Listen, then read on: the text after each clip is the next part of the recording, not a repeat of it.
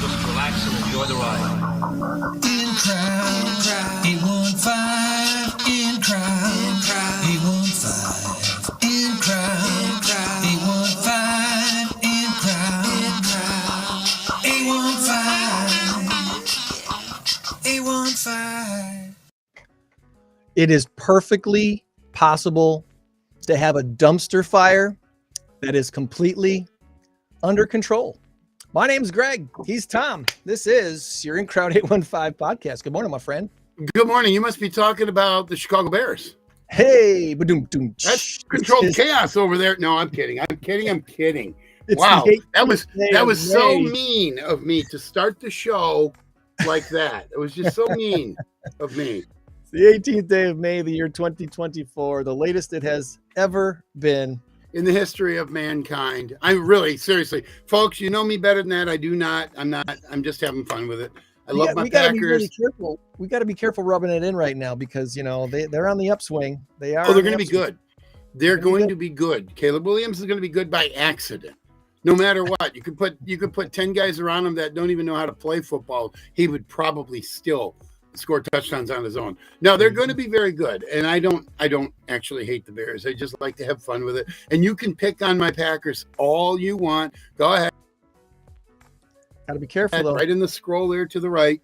Go ahead and add language or anything like that. You know, so what you feel. No, I'm just We've got a guest we're ready to bring on here in just a couple of minutes. Connie's with the Red Cross, and we'll talk all things Red Cross of Illinois in just a little bit. But first, before we get there, we need to do this.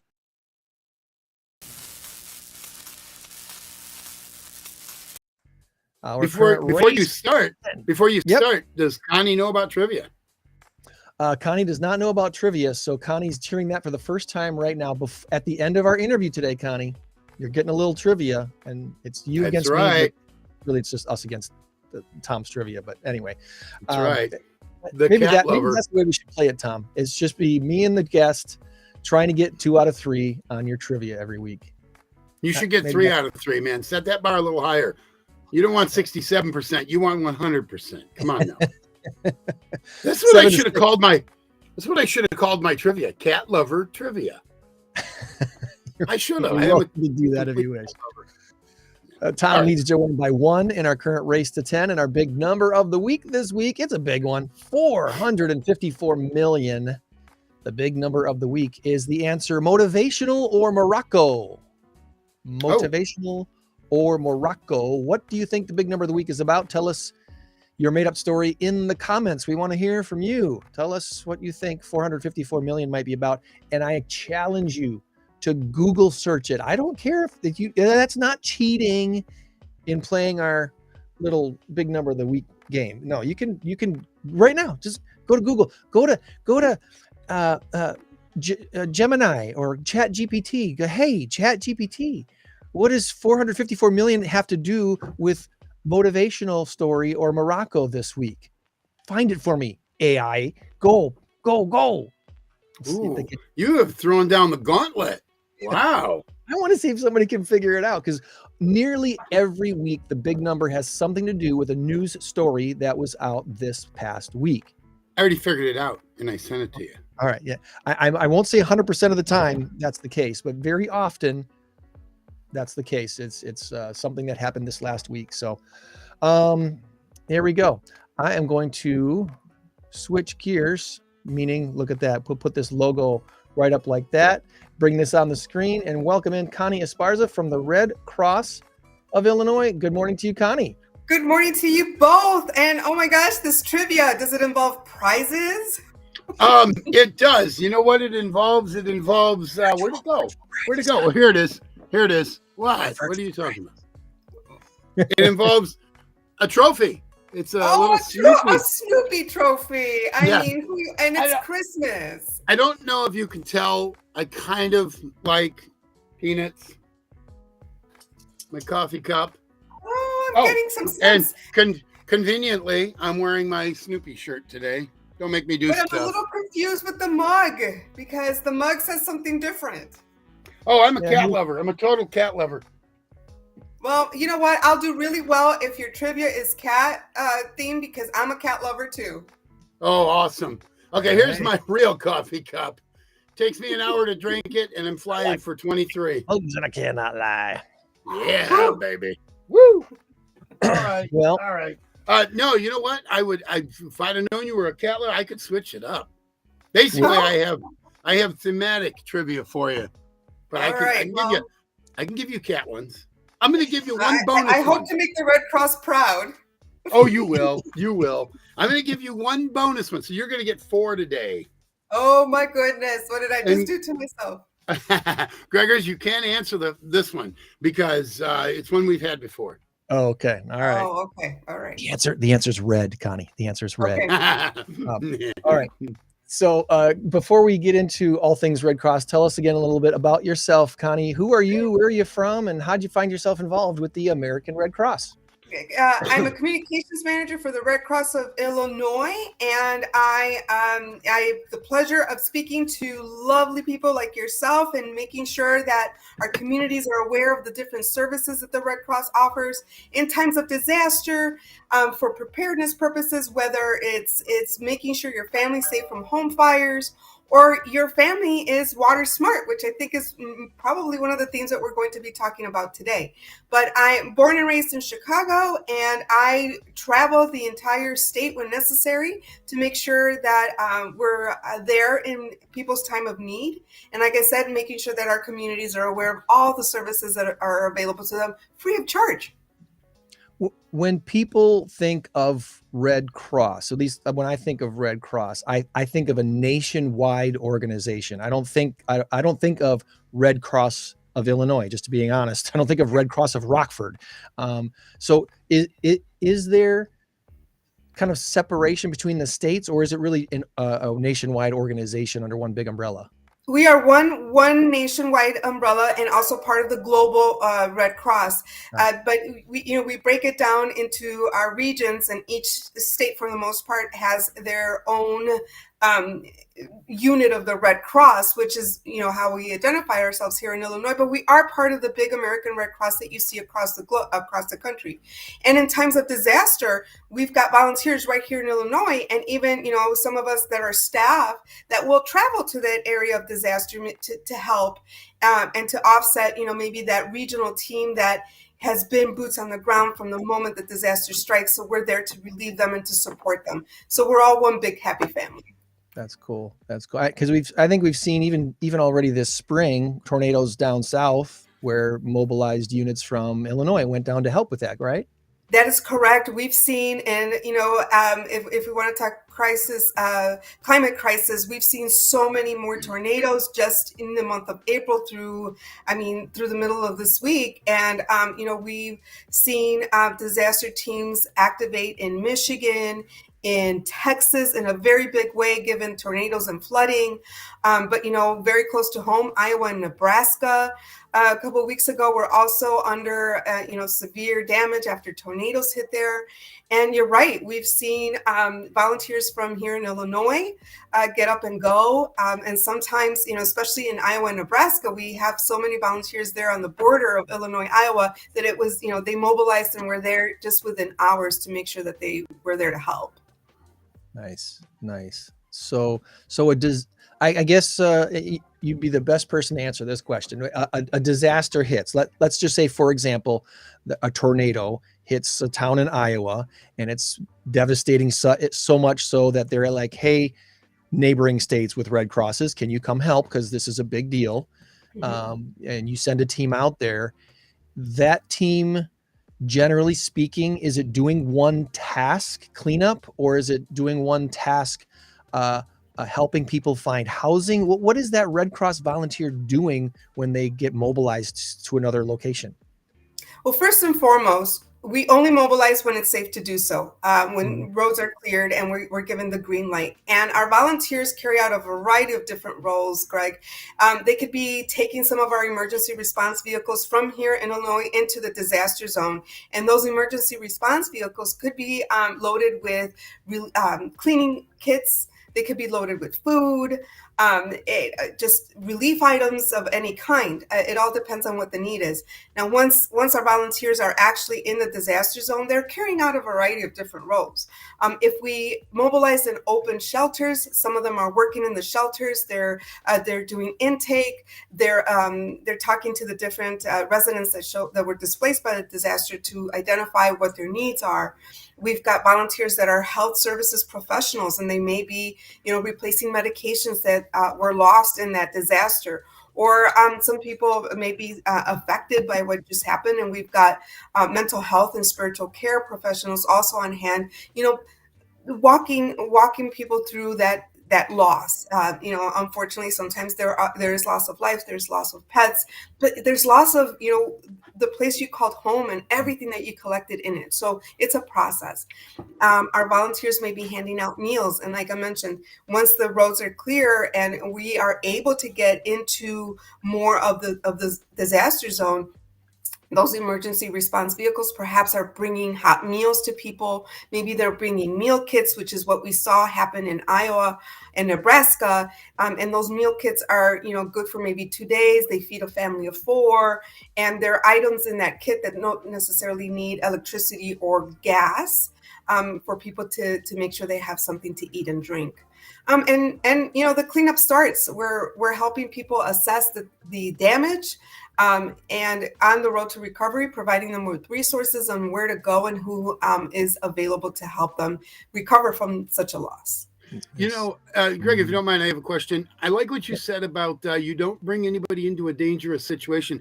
I was reading up on it. Your symbol is internationally known as help and safety. And we're here to help. We're not here for political reasons, religious reasons, or anything like that.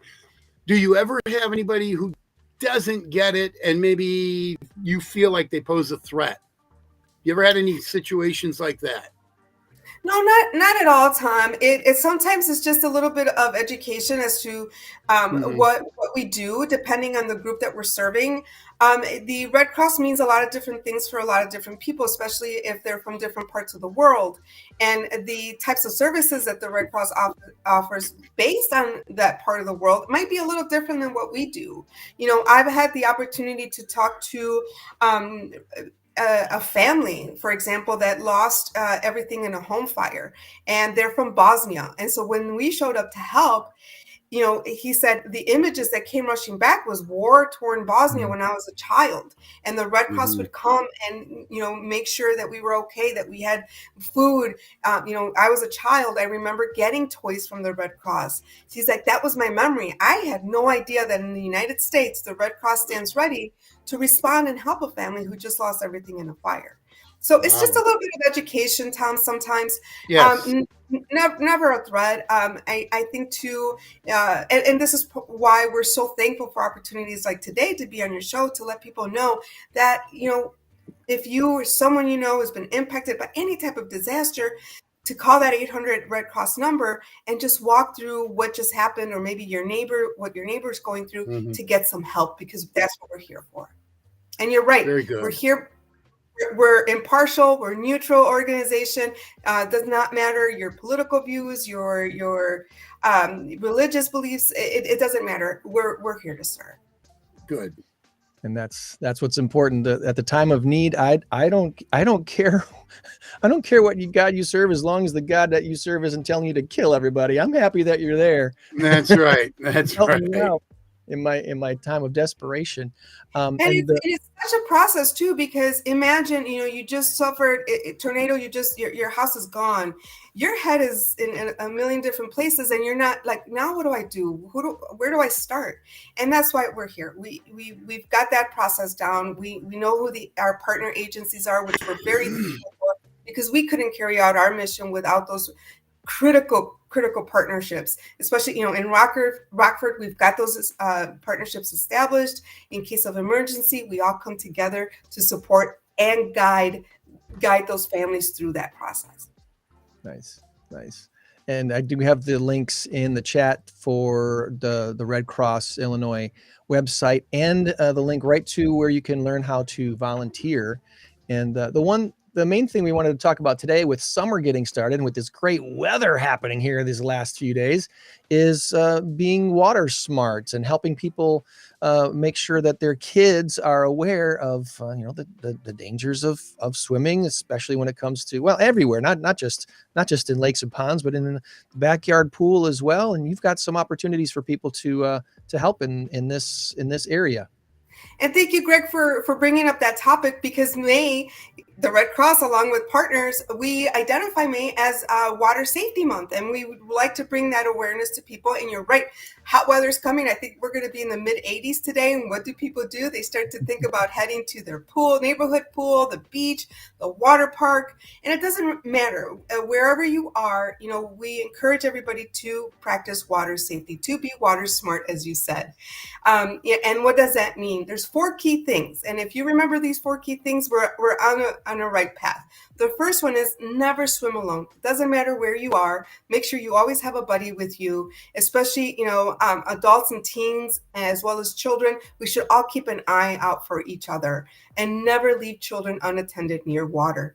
It's always best to designate a water watcher, who's going to keep a close eye, a constant attention on that child who's swimming. And most importantly, don't leave a child in charge of another child's safety.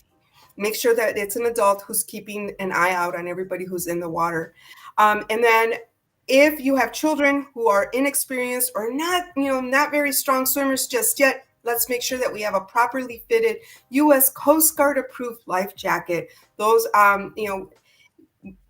but however, we shouldn't rely on those life jackets alone. We should still make sure that we have somebody who's keeping an eye out on those children.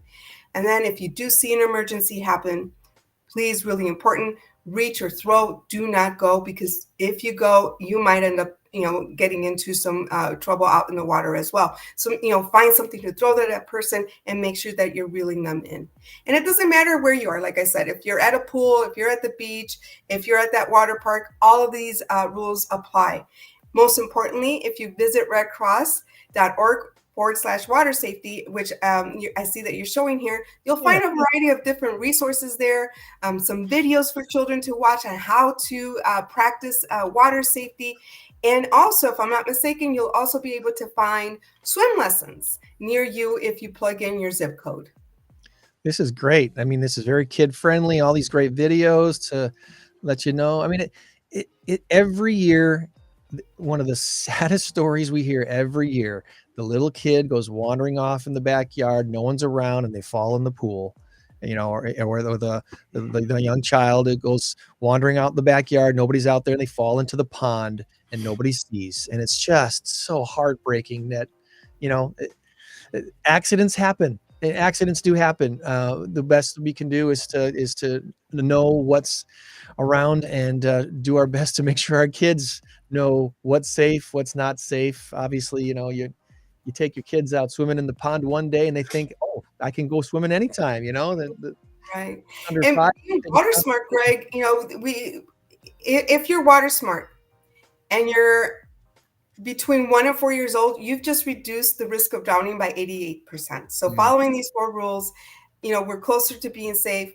But it takes all of us as a community to make sure that we've got eyes on all those children who, yes, they were in the water yesterday. So you know what? I think it's okay for me to be in there today, and I'm so excited. I'm not going to wait for mom or dad.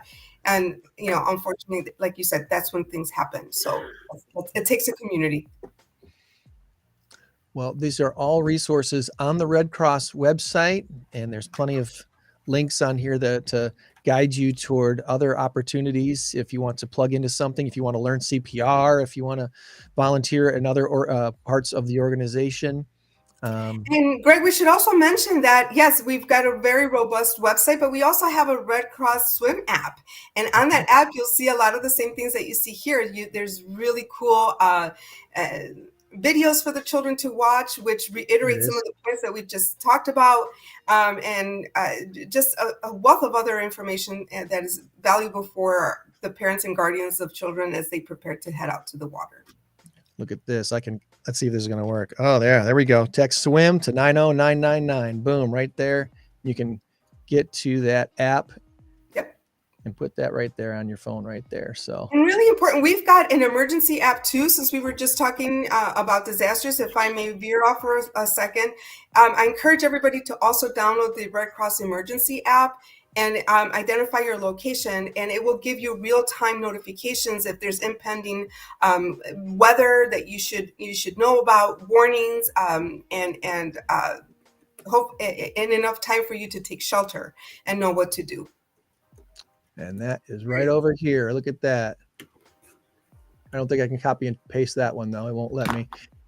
Text "get emergency" to 90999, and that will get you the emergency app through the Red Cross. Thunderstorm safety, tornado safety, wildfire safety. Thankfully, we don't have too many wildfires in our neck of the woods, but that's not necessarily saying that it's impossible.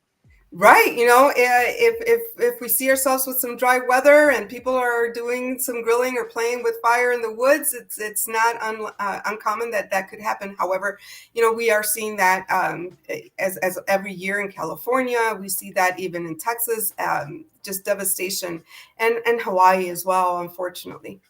Yep.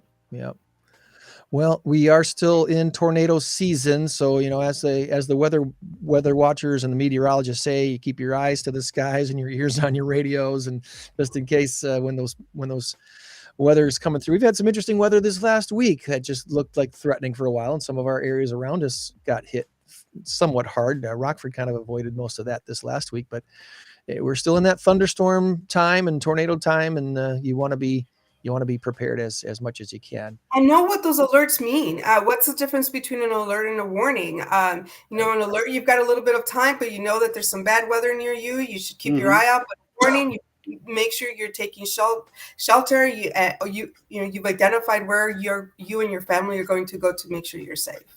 Nice. And Connie, you wouldn't know this because you're not from this area, but on January 7th of at least 13 years ago, we had a tornado that devastated an area out by Poplar Grove.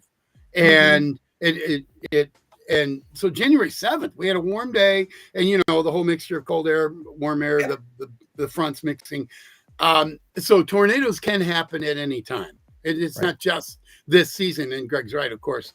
It is definitely tornado season, but it can happen anytime. It can happen. The climate crisis has impacted, you know, the types of weather incidents that we're seeing. We're seeing more severe. We're seeing them more often, and which makes it unpredictable. Sometimes it's yes, we're in tornado season, but like I said, we've had hundreds already touch down across the country, which is unheard of. Yeah, it's crazy. It's a wild thing. Well, I think we covered everything we wanted to cover this week. Connie, is there anything we haven't asked you about before we get to trivia? Oh my gosh, I can't wait for trivia. I can't encourage people enough. If you don't have a way to keep your eye on what's happening in your area as far as emergencies go, we encourage everybody to download the Red Cross emergency app. Water safety, please get that app or visit our website, redcross.org/water safety, and let's keep our families safe. And last, what I do want to do, Greg and Tom, I want to invite our communities to come out and volunteer with the Red Cross, be there for our neighbors when they need it.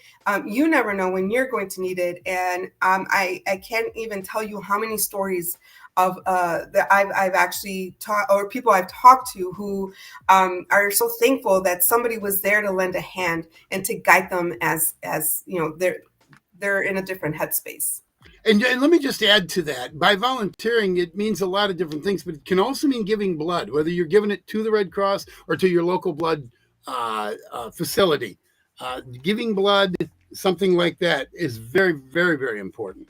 Greg and I are both big advocates of that. That could be a whole other show, Tom, about donating blood. But you're right. At the Red Cross, we say three things: either we welcome and invite you to donate your time, donate your blood, or donate money if you're able to help support disaster relief. But the donation of blood, every 2 minutes, somebody in the country needs blood. And what people don't realize is that the blood that we collect, 25% of it goes to cancer patients as they go through their treatments. So it's really critical to keep that supply on the shelf at all times. Very good. Very good. Very good. Awesome.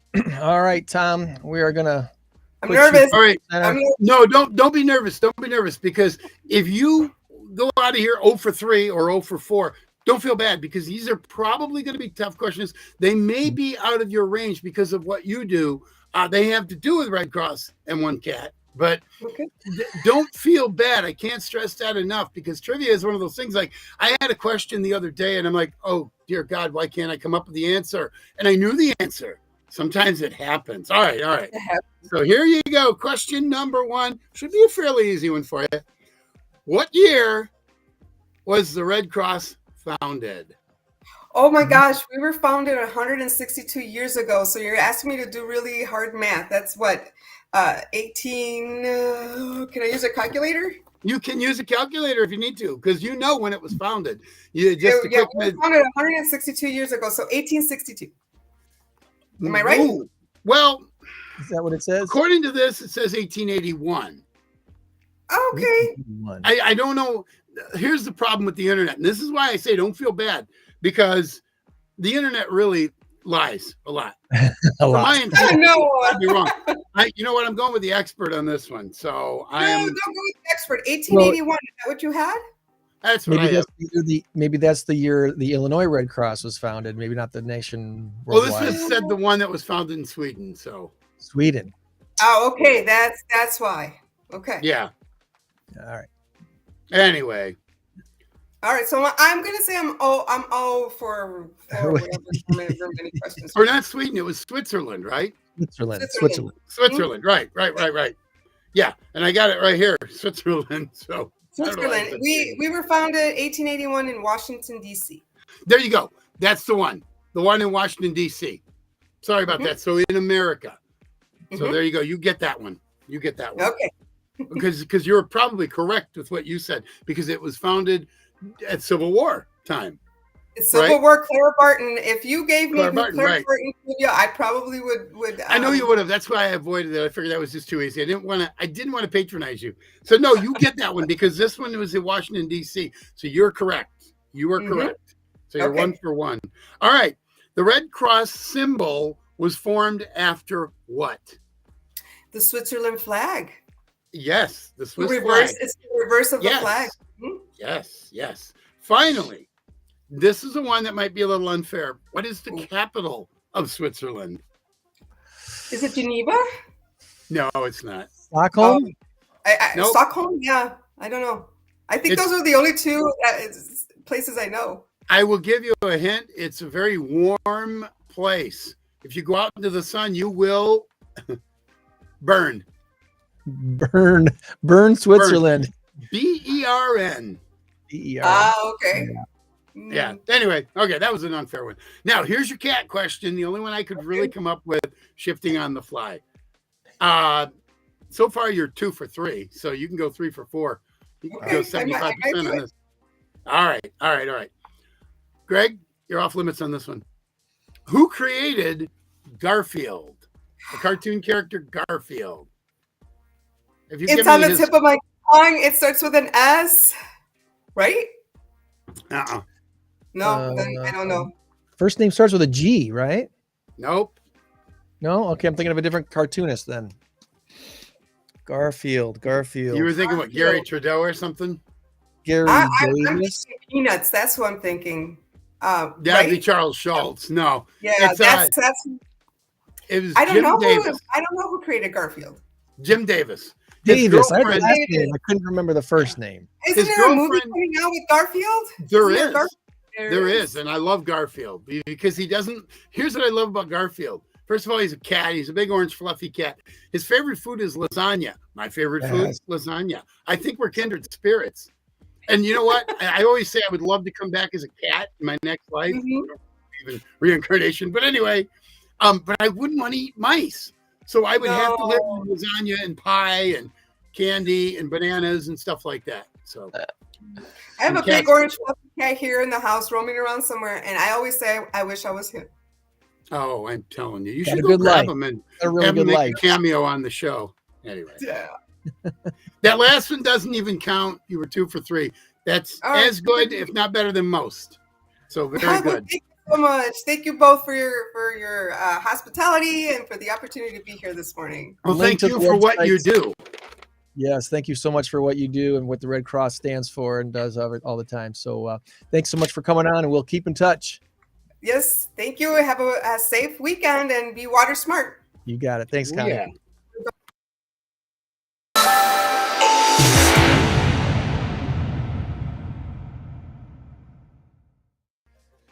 Yes, yes, yes. And as I mentioned, the links are in the chat to find out all things Red Cross of Illinois. Good morning to Joanne and Pause headquarters. How are you? Good morning, Joanne.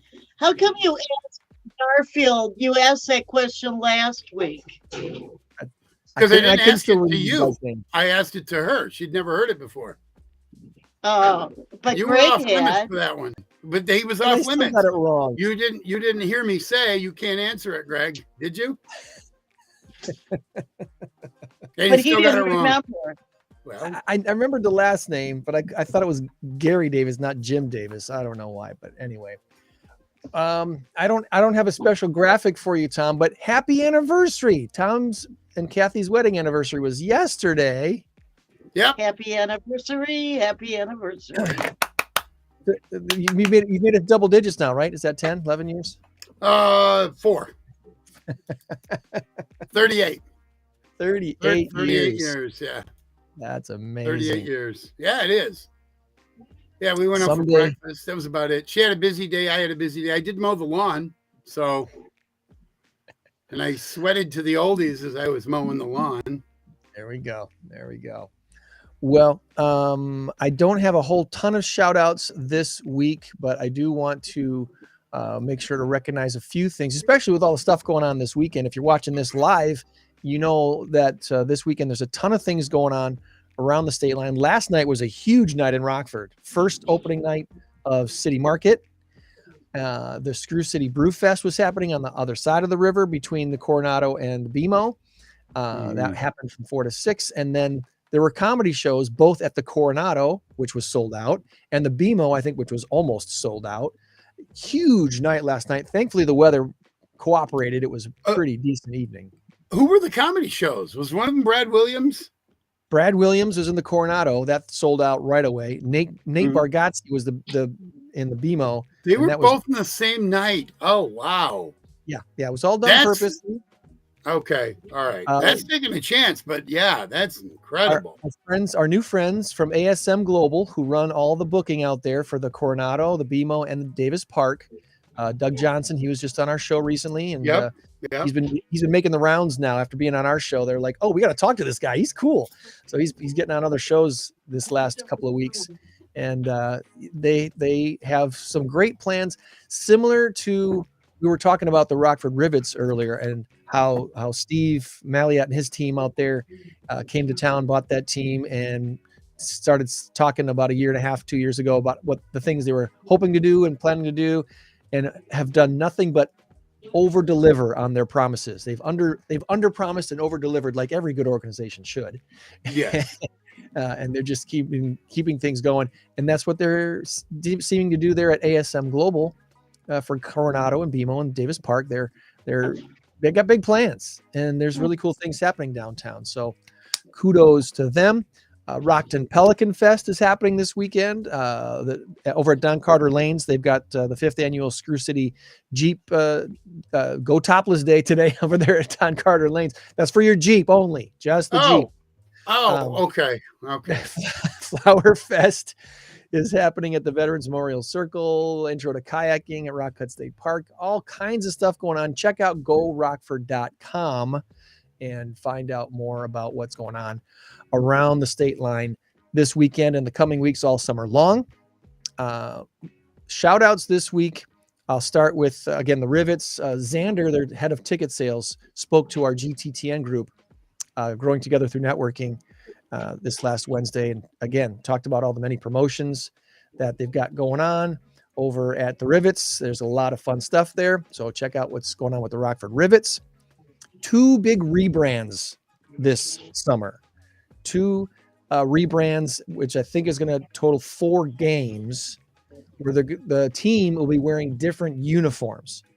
for 2 games this summer. They will rebrand as the Rockford Peaches. That's right. They were going to be wearing pink with the hats and the R and everything but the skirts. I guess that's what I've heard. So the guys will not be. I think one of the guys should wear a skirt just for the fun of it, but we'll see if that happens. Whoever strikes out, this is the way we do it in softball. If you strike out, you have to wear a skirt the next time up. Or no, I'm sorry, a pink shirt the next time you bat. There you go. They give you the pink shirt. Yeah. And then they're going to rebrand for 2 games, one I think in June, one in August, as the Screw City Sock Monkeys. And they've come up with a cool logo with the sock monkeys. That's going to get attention. They're already selling lots of merchandise with the Screw City Sock Monkeys logo on it. They did a great job with that. Have you seen the sock monkeys? Like you see them at truck stops, you see them everywhere, and they're made in China now. Well, no. Here's the problem. It ran out because the sock monkey from the Nelson Knitting Company back in the day, 1920s, I believe, 1910s. It ran out a while ago, the copyright. So now it's open to anybody. You and I can make sock monkeys and sell them. So that's kind of sad in a way. But of course, we weren't born until the 60s, 70s, whatever. And so they've been around for 40 or 50 years before we were even born. So the history there, I mean, there was a lot of history back in the day. They probably made billions of dollars off sock monkeys the right way, because they created it. Now everybody else is getting in on it. That was a thing. That was definitely a thing. A shout out this week also to Grow Your Network and Emily Bisson, the monthly meeting that she holds over Zoom once a month, which is a great opportunity to connect with other professionals not just across the country, but across the world. I think we had about 20 something, maybe almost nearly 30 people on this last Thursday. One of the questions that was posed to the group this month, there's always 3 questions, spark discussion, and then we break off into smaller groups. And one of the questions that they asked was, what can someone do to get a gold star with you? What can someone do for you that you would say, that's gold star? You get a gold star for that. Thank you for doing that for me. And that sparked some pretty interesting conversation. They could play trivia with me. Sorry. You think someone's asked me to do something, Joanne? What? I'm trying to think. I don't know.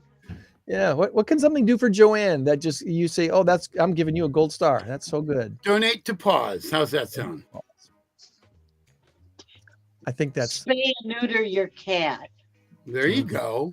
There you go. But that isn't for me particular. It's just that's for everybody though. And see all the new kittens for this year. Yeah, my daughter's got a neighbor who they've got a couple of boy cats. They're outdoor cats, indoor cats, mostly outdoor, sometimes indoor, and they just keep populating. And now there's a couple more kittens running around. It's like, oh, come on. Is there a program where you could literally just pick up a cat and bring it in and then have it fixed and then bring? I mean, there should be a program. Maybe you take vet interns, and that's how they learn. You just bring your cat in, we fix them up, and then they go. I realize that stuff. We discussed that, after COVID, we used to have TNR, and after COVID, some of the vets kind of went back to just servicing their own clients and didn't do so much TNR. Belvedere vet used to do a lot of TNR. Noah's Ark does some TNR, which means trap, neuter, release. Right. So these are feral cats in your neighborhood, stray cats in your neighborhood. I'm not sure. A lot of vets go ahead. went I'm sorry. into wanting to make more money and did not want to get into the TNR program because there's a never-ending project. It really is. And I remember this conversation we had it on the air at ROK. Does that include TSR, trap, spay, and release? Or is the neuter neuter is, when you talk about neuter, it's for both. Okay. I mean, it's All right. trap, Okay. neuter. Neuter means take their sex away. Okay. All right. There you go. So what my thought was that you find a bunch of interns, people coming up the ranks, that they use it to practice on. Absolutely. And they're under the supervision up. And you find a vet, and for 1 month, this vet is going to work the month of January, overseeing 5 or 6 different students. For this month in February, this vet's going to do it. And it'd be completely volunteer. You know, I think it could be a good program. There's a lot of little kiddies running around. It could be helpful. Well, I saw something on Facebook that it said, do you know 8 people that want kittens? If you you answer no, then you better spay your cat. You know, I'm one person that wants 8 kittens. No, you don't. Dude, Okay, you do, but your wife doesn't. If the boss said sure, I'd be on it. I would be. And I wouldn't tell anybody. The last couple of shout outs for me this week. The State of the City address is coming up Monday night. The mayor gives that, and it will be online. There's limited seating available at City Hall, obviously. So they will be broadcasting that online on their channel there. So I think Facebook, maybe even their LinkedIn channel, but look on Facebook, they should have a link. So you can watch the State of the City address on Monday at 5:30. And I want to thank the mayor for agreeing to join me coming up this Wednesday for a special live broadcast about Rockford housing. We are going to have Mayor McNamara on, along with Connor Brown from the Northwestern Illinois Alliance of Realtors, Ron Kluwer, who we had on this show just a little over a month ago, right before that Wall Street Journal article came out about Rockford being the hottest market in the country. He's going to be on with us as well. Tony Vanderhayden, who owns the Keller Williams Realty Signature franchise here in Rockford, she'll be on with us, and John Groh from the Visitors and Convention Bureau. Basically a round table to talk a little bit about the housing market in Rockford, why Wall Street Journal tagged us as being the hottest in the country, what that all means, and of course the challenges that we currently face and what can we do about it. We're going to have a nice discussion about that Wednesday morning starting at 9. It'll be on this channel. It'll also be on our YouTube channels, Facebook and LinkedIn, X, probably on Instagram as well. I'm going to try to get on all the channels I can. I can get on 8 channels at once through this platform, thanks to Restream and stuff. So that is so cool. I love this Restream thing. It beats Zoom all the heck. I like it. We did Zoom for what, 3 years when we first launched this podcast? Yeah, something like that. 2.5, 3 years, and it served its purpose, but it wasn't designed for broadcast really so much. It's good for meetings and webinars and seminars, but for broadcast stuff, this is a whole lot better. Okay, I have a shout out. This one goes out to my neighbor Steve. He's next door. One of the nicest guys you will ever meet. Steve is a 77-year-old Korean vet, Vietnam vet in the Navy. And you just ask him, he'll let you know. He'll tell you all kinds of good stories about the Navy. He's a great guy. The other day, he comes over and starts mowing my lawn. I'm like, what are you doing? I'm supposed to be mowing your lawn. I spend a lot of time with him. He comes over and watches football games. He's a Bear fan. It's his only flaw, but he is a Cup fan, so he's good. He comes over and watches games with me. We've been out to breakfast. In fact, we're going out to breakfast next Friday because we do like once every 3 weeks, once a month. And he's just a super guy. And he's watching, I don't know if he's watching today, but he watches the broadcast sometimes on the rebroadcast. And I just wanted to say thank you, Steve, for your friendship and for your service. Absolutely. Yes, he's a great military man. He's got a flag out there. And he's just a really good neighbor as well. I love the guy to death. So I hope he sees this. Steve Hall is his name. So kudos to you. I lift my hat to you and I show it to the camera because Tom and Joanne will be getting one of these real soon. Thanks to when we meet for breakfast, right? Fresh Prince of Love's Park embroidered these. This is embroidery. This isn't printed. This is embroidery. It's super special. Yeah. By the way, the 90s called. They said you could take that sticker off the top of your hat. Anyway, Anyway, also Steve is part of Vets Roll. He went a few years ago. You remember Vets Roll? We had them on with Riley and Scott, and probably Riley and Joe as well, a number of years ago at the radio station. So he's a big member of that as well. So I just wanted to throw that out there. So awesome. He gets my gold star for the day. There you go. There you go. That whole gold star question kind of led to an interesting conversation because being acknowledged for the value that I give to someone, that's kind of my gold star thing. Just knowing that someone recognized that I did something, I tried to help, I did something that makes me feel really, really good. And that led to a conversation about setting expectations. And one of the important things, especially when it comes to what I do in real estate, talking with clients is, I always tell them, I'm going to be brutally honest with you. I'm going to be telling you things that you might not want to hear, but you need to hear. And the reason is you need to know what to expect. When I sit down with someone to do a home buyer's consultation with them and I explain the current market and what's going on, I don't candy coat it. I'm not telling them that the first house they fall in love with, they're going to write a contract on it and they're going to buy it and they're going to live in it. That's probably not what's going to happen. And that, deer in headlights sometimes is what I see from people that are like, why are you telling me this? Because this is the market that we're in. And I need you to understand that the majority of people I work with, over 50%, have to learn the hard way just how brutal the current market is. So you can choose to trust me and my professional experience and follow my lead, or you can learn the hard way and lose a house or two or three or four or five before getting one that you actually get under contract. And sometimes losing that house also means losing earnest money if you're not careful. Very rarely, but it can happen if you don't follow the contract properly. I know it happened to my, let's just say mother-in-law. It was my father-in-law's new wife. When he passed away, she had some earnest money put up on a house that she was going to buy. And it's probably unrelated, but what happened was she couldn't get rid of her house quickly enough, and she lost her earnest money, a couple $1,000s, and she wasn't real happy.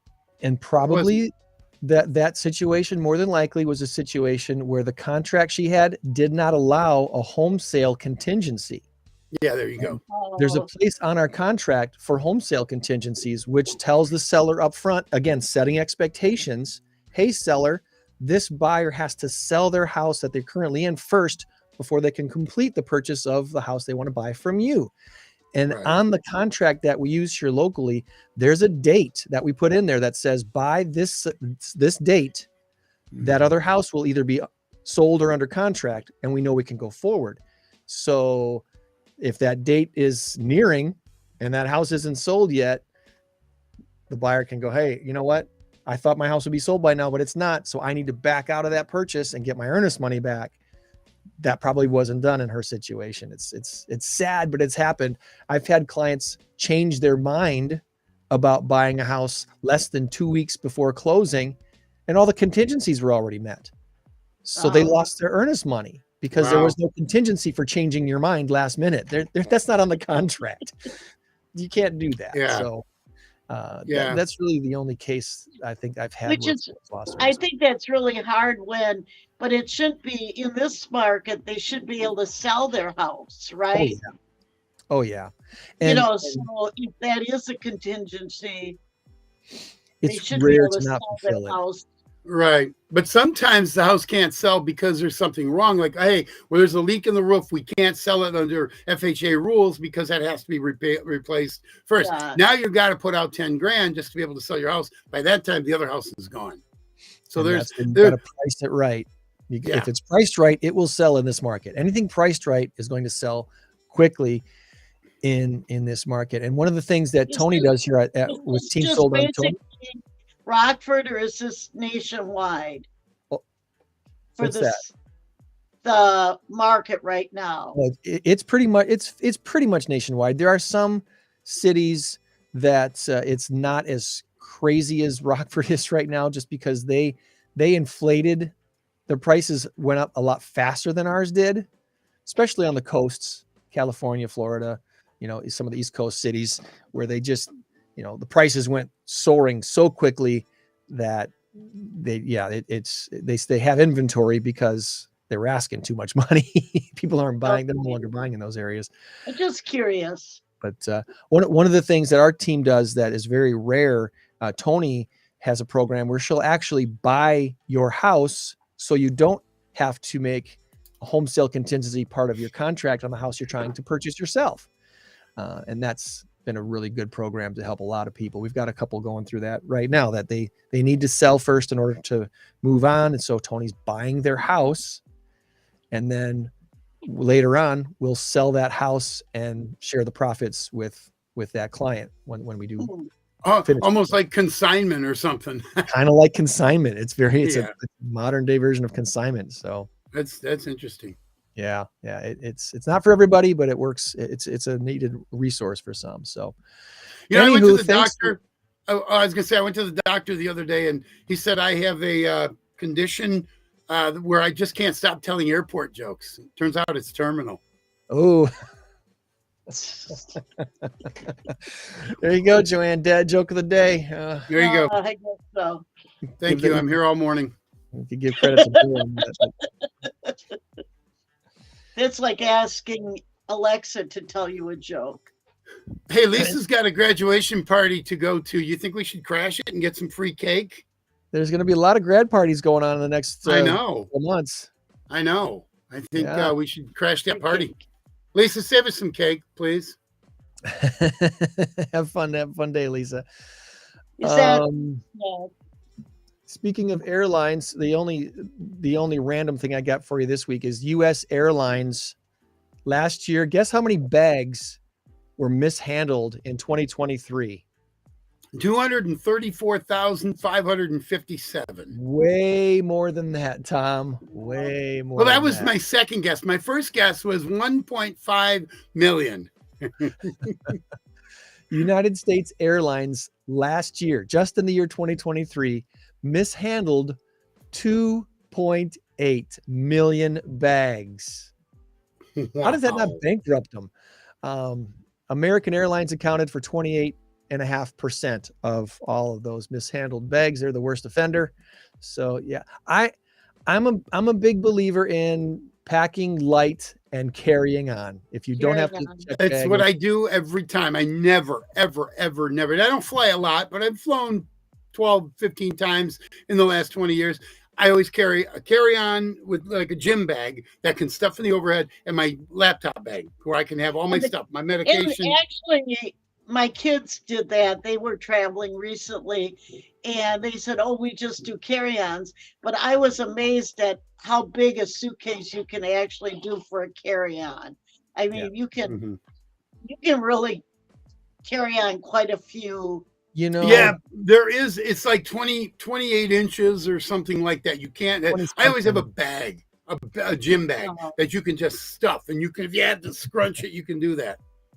If you roll your clothes, I'm a clothes roller when it comes to packing for sure. You can get a lot of clothes in a small bag, and then you don't have to worry about them mishandling it and losing it. All the essentials. If I have to do a check-in bag, only the non-essentials go in that check-in bag. All the essentials are going with me as a carry-on for sure. That's right. That's right. Way. All right. How about all things pause for a little bit this morning? Adoptions have been, but what is May 18th, May 19th? Yeah, I should also through 18th that adoptions have been really slow. So I don't know. We do have. We don't have a lot of dogs. Our dogs kind of all got adopted. Yeah, we have. We only have 2 dogs listed, but I know we have 2 labs.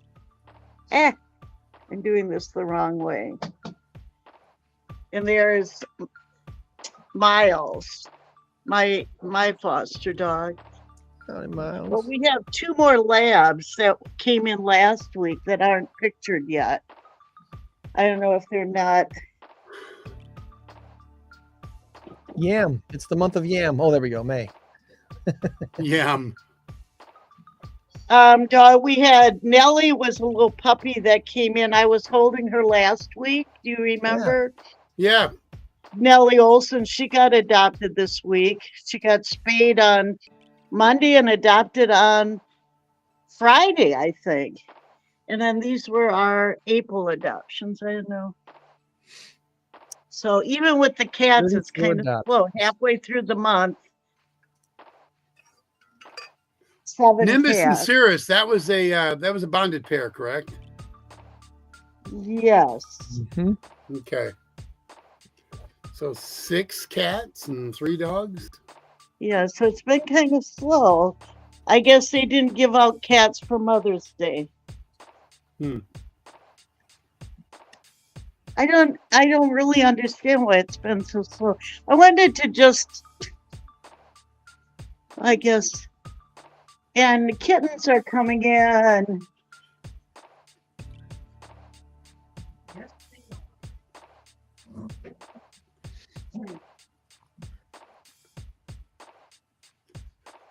Yeah, there's 3 in here. I know you guys got a sign there. They can't. Oop, she's gonna hiss at the.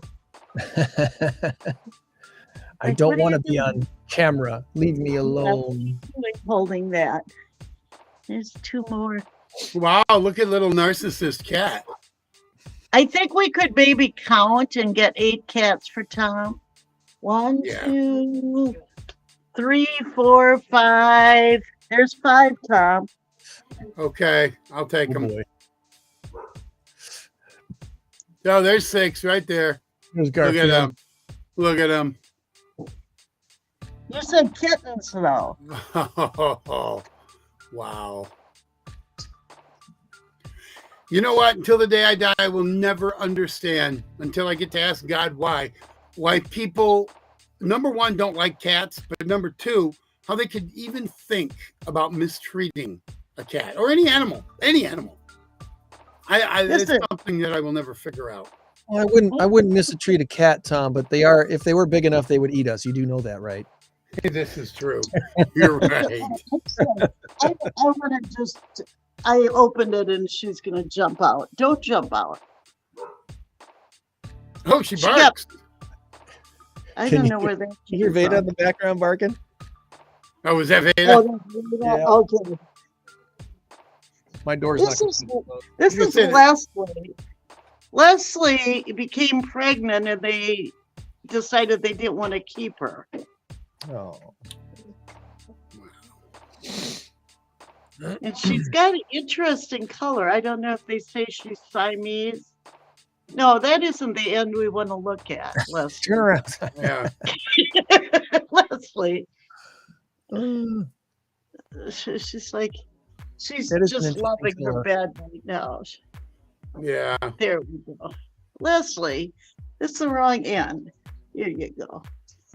She kind of looks like she's got an infected eye. It's real pink by her one eye. Oh, what a sweetheart.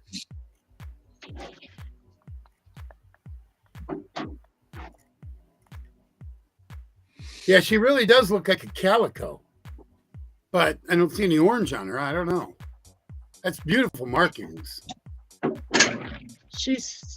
I don't see if they really say calico Siamese. You're right, Tom. Mm-hmm. I had never known there was a calico Siamese. I wouldn't have known it either. But she's an pregnant and unwanted house cat. How she got pregnant, I don't know. Well, I know how she got pregnant. I'm not going to say that. Naughty neighbor's cat. Well, I don't know if maybe they let her out. You know, people are going to write to me and explain the facts of life. Yeah. Okay, Joanne. This is how she got pregnant. You just don't know the story. That's all we're saying. What's the story? I'm on. All right, never mind. Here's the other ones that Tom can add. I think that's 4 more. Okay. Even if we exceed 8, I'm okay with that. All right. This little tabby right there. Oh, he's hitting at his sister. Oh, look at that little black one back there look, in the litter box. I'm playing. They're And all then just there's another. plenty of cats to I'm gonna- adopt, people. Plenty of cats to adopt over there at Paws. And today we're having, we usually on Saturday have some dogs that come in. So if you are interested in any of the dogs, she came in with a litter of 3. Her kittens must be gone though. I don't like her, Flatty. I don't understand that name. Flatty. Flatty. There's a story behind that too. Yeah, I somewhere. was gonna say it's got to have some personal meaning. I don't Like know. they Flat. thought it was a boy. They named it Laddie, and then no, it's a girl. It's female Laddie, Flatty. A shout out to my friend Sarah, who also works in rescue, who's having a birthday on Tuesday. Happy birthday, Sarah. So that's kind of, I guess I did a tour. I didn't mean to, but There's No, our little that's tour of okay. the day. That's cool. I didn't have a cat picked out, though I have this one. This one is crazy. You know, one of our people decided we were questioning in the community room, so they started putting pictures because we've always asked which one is fauna. So now we've got a picture so that when you come in, you can easily. But this one, I think this is Sally, but now Sally's sleeping. Sally could also be called Grumpy. Grumpy cat. She was from Kirkland. I can't comment on that. My mother's name is Sally. There's Sally. I know I have a reflection kind of bad in the. But Yeah. Sally is a bit on the crabby side. Cheer She's got me the up. most Someone beautiful adopt me and cheer me up. green eyes. All right. Sugarloaf. So I call it sugar. 815-299 pause. If you have any Sugarloaf. questions, 815-299 pause or pausehs.org is the website. and we still, you know, I think we're still taking applications for our garage sale. Oh, your no fleas market thing? Yeah, Are you selling just your started. garage? That's coming up Saturday, June 22nd. June 22nd, the no fleas market out at Pause. It's going to be a good day. I'll step out there. It's my grandson's, both of theirs birthday parties. Ben is June 16th. Dominic's June 24th. So we do it on the Saturday that falls in between. And I get to be Mr. DJ for it. So I'll be out that way. I will swing by. Where are they having the party? I'm not sure. I think we're having it at the park near their house. That's Oh. in New Milford. So I'm pretty sure that's where we're having it. Shout out to Fresh Prince of Love's Park. They love the hat. Of course they do. They made it. It's a good job. I really appreciate the hat. Fresh Prince of Love's Park. The comments that we get on when we're on Instagram, I can't bring up on the chat here like I can. If you're on LinkedIn or if you're on our actual Facebook page, or I think YouTube might be the comments on that might come through the platform. But yeah.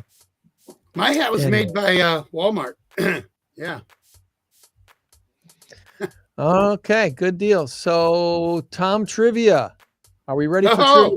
The big number of the week? Ready? Are we ready? Let's do this. Yeah, Jim Davis. No. Jim Davis. Who's the creator of Snoopy and Charlie Brown? No, that's not. That's not Oh, one. that's Jim Davis. No, No, that's Charles Schultz. Charles Schultz. Schultz. Oh, Yeah. You're trying to All right. mess with my old brain. No, I'm not. Your brain's not that much older than mine. All right, so here we go. Here we go. Here we go. I'm going to give you multiple guesses on this first one. You ready? All right. All right. How many spikes are in the hat or the crown worn by the Statue of Liberty? Is it 7 or is it 11? You say 13. Well, that wouldn't be right. They didn't give me that choice. Or was it 7 7 or 11? How many spikes are in the Statue of Liberty's crown? No Googling, Greg. How many? You've got that look like you're on your computer. I am, just because someone on Instagram is being weird with their comments. I have no idea if it's a bot. It might be just a bot. I don't know if it's a real person, but whatever. What did we? Oh, How many? I think it's 8. No, it's 7 or 11. Oh, I thought you said 7. It's 7. How many would you I'll say, take Joanne? 11 since he picked Okay. the one number. It is 7. Okay. 7 is the answer. All right. Question Why number is 2. it You ready? 7? Is there a reasoning?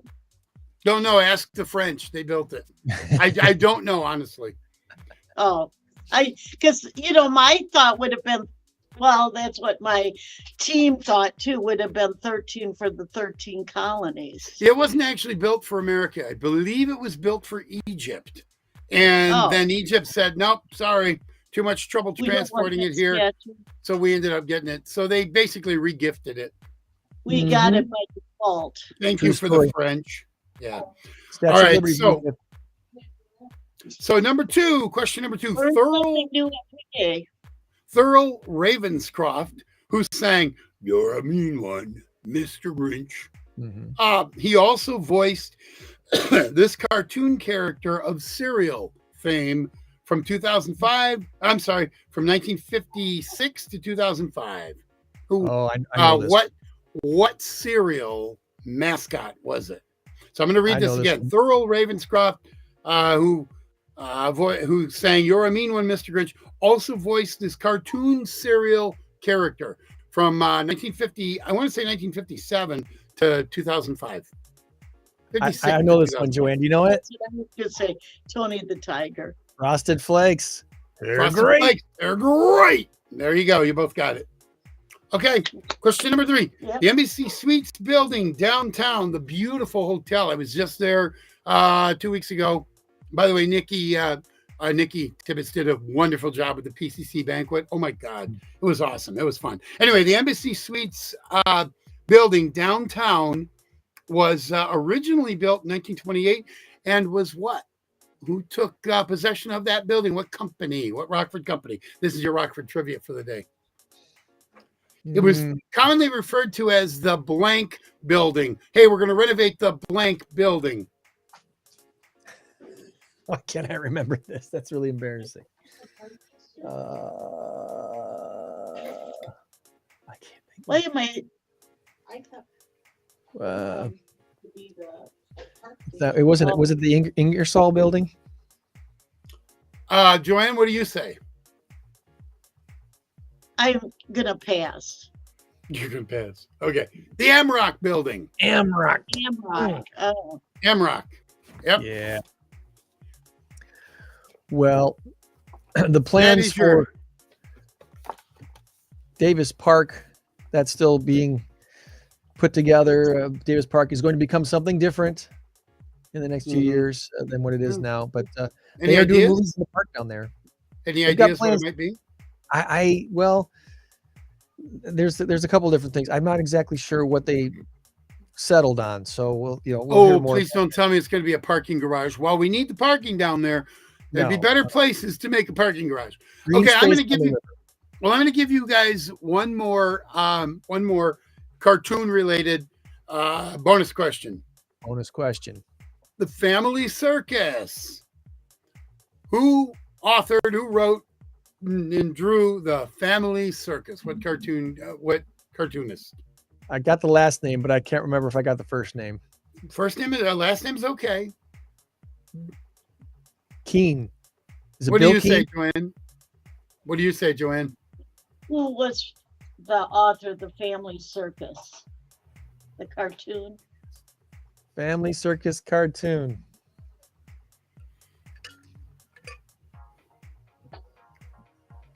William Randolph Hearst. No, I'm just kidding. There you go.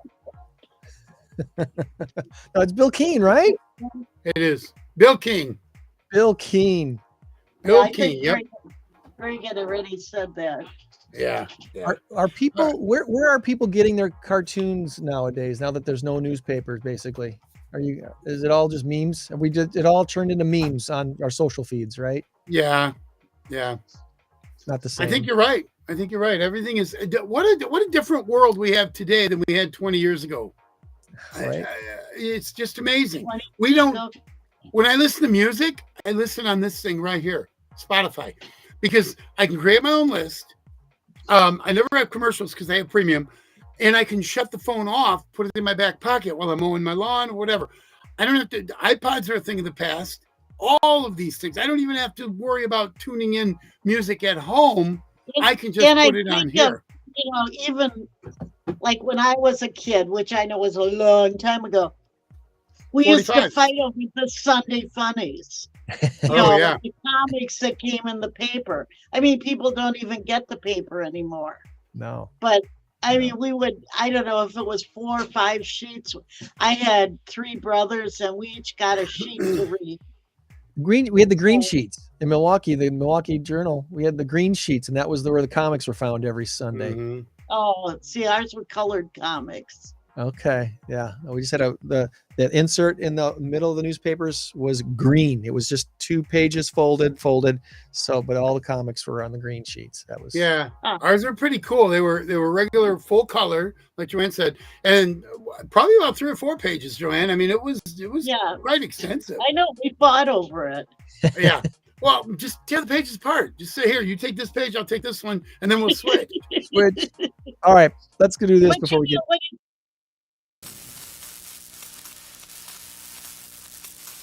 We have a race to 10 going on, and Tom is leading by 1.7 to 6.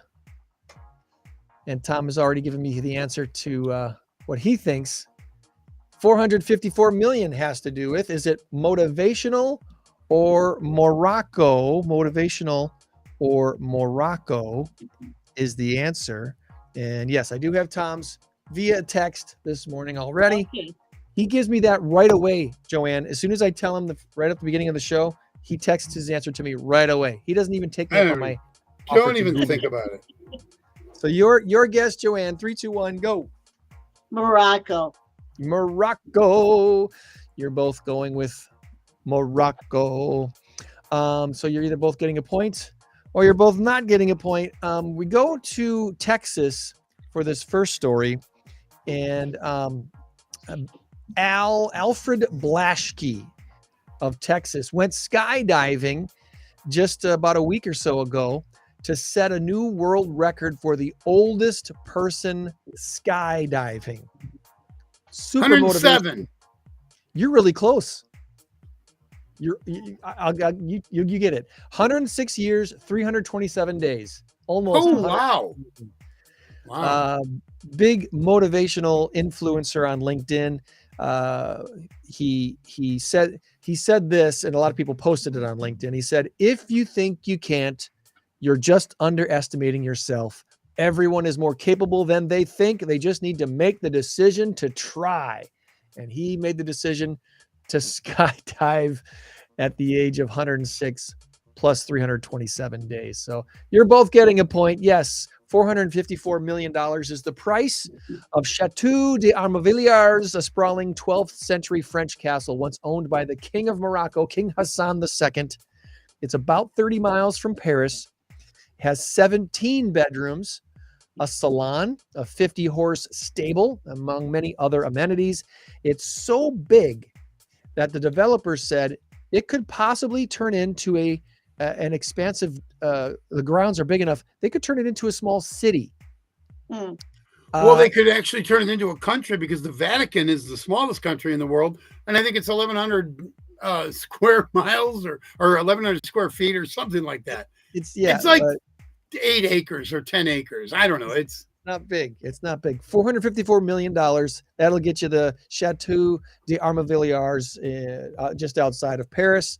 And here you go. It's 17-bedroom castle. And didn't I say last week, compared to modern living, castles suck. I mean, come on, you don't want to live. They really do. Hard cement floors. Yeah. Or if you're lucky enough, you got a bed made of straw. What am I, a cow? I don't want to live. I don't want to sleep on straw. I like my water bed. Exactly. Hey, Next week on the show, Kathy Martin is back. She's with 100 Women Who Care. We're going to catch up with Kathy and see if she's reached that 100 goal. Because when we talked to her, I think her biggest meeting that she had in Rockford was around 70 something. So, yeah. What is that supposed to mean, Dan? I don't know. Maybe they forget to pull the ripcord or something. I'm pretty sure he was skydiving with a professional, one of those tandem jumps. I doubt. I'm hoping he didn't have. Just because you're old doesn't mean you have Alzheimer's. It's right. That's right. Don't worry, I'll slap him around a little bit. Is that a friend of yours? Saturday. Yeah, he's a friend. He's one of my absolute best friends. He's a great guy, and he actually is 2 rooms over. So Dan, in case you haven't noticed, or along Roip, he's got fat fingers apparently. In case you guys don't realize, that's Dan from Tulsa. He's been staying with me for the last month. So, and I think he's heading back today or tomorrow. He's been up here kind of on vacation. So, and he's a great guy. So shout out to my buddy Dan as well. Hope you're enjoying your time up here, Dan. Next week, Kathy Martin, next Saturday. And again, reminder that this Wednesday morning at 9, a very special live podcast special roundtable with local leaders about the hot Rockford housing market. Hear what our local leaders are saying about that, what that means to them. And remember, friends, you change the world when you help one person. So be a blessing to someone this week. We'll try to do the same. Meet you back here for another INCROWD815 podcast. You all have yourself a great one. Thanks for joining us. All right. Bye-bye. Bye-bye. In crowd, 815. In crowd, 815. In crowd, 815. 815.